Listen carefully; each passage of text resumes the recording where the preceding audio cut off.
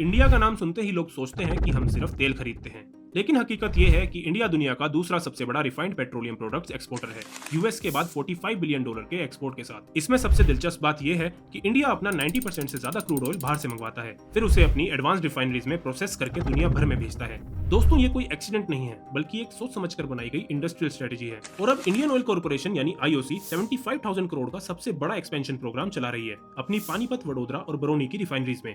इससे कंपनी की refining capacity 80 से बढ़कर 98 मिलियन टन तक पहुंच जाएगी और ये पूरा काम 2026 के आखिर तक पूरा हो जाएगा, जिसमें अब तक 53,500 करोड़ रुपीस से ज्यादा पहले से ही खर्च हो चुका है। अब इसका सीधा असर एक्सपोर्ट्स पर पड़ेगा। इंडिया का पेट्रोलियम एक्सपोर्ट अगले कुछ सालों में 25% तक बढ़ जाएगा, 44 बिलियन से सीधा 55 बिलियन। आईओसीएल ने खुद अपनी एक्सपोर्ट रेवेन्यू का हिस्सा 5% से बढ़ाकर 15% तक ले जाने का टारगेट रखा है। दोस्तों, इंडिया 2030 तक अपनी total refining capacity 450 million tonne तक ले जाना चाहती है।